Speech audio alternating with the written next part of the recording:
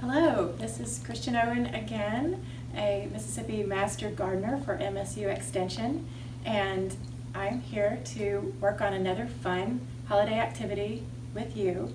And I learned how to do this by picking up one of these pieces of literature from the Mississippi State Extension Office in DeSoto County.